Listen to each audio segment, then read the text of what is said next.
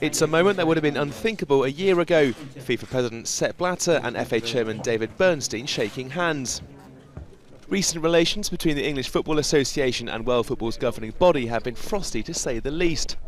Bernstein spoke against Blatter's unopposed re-election as FIFA President last year, calling for reform at the highest level of the organisation. But after a FIFA delegation led by Blatter visited the FA's new Centre of Excellence St George's Park on Wednesday, it seems icy tensions have thawed. If you go back to 2010 and all the difficulties with the World Cup bid, and then when I spoke at FIFA it caused a bit of tension.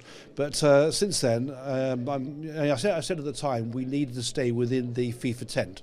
And we've done that. We worked very hard. We worked hard on relationships, both with FIFA themselves and with, the other countries across the world. And I think it's bearing fruit. And I think we have a very warm relationship now.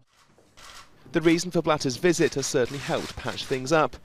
FIFA have donated over £300,000 in recognition of the work in sports science that will be based at English football's new home. And as the FA mark their 150th anniversary next year, it seems FIFA are only too happy to give them an early birthday present. We are very happy to participate, only modestly I have to say, to the creation here of this wonderful St. George's Park. But what is more important for me is to sign a memorandum of understanding with the FA. And this is good for football, it is good for the 150 years of the FA. FA is an much older organization than FIFA. And so therefore it is a much of respect by the FIFA family towards the FA. But the memory of England's failed bid to host the 2018 World Cup is still raw, after losing out to Russia amid allegations of corruption within the voting system. Blatter doesn't doubt England's capability to stage the competition. There's just no telling how the voting will go.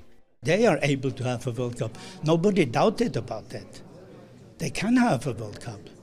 Sure, they are able to organize England with all these stadia and what they have shown now also with the Olympics. That's why I'm so proud that they played football outside of London, and it showing to the world that they are able to organize a World Cup.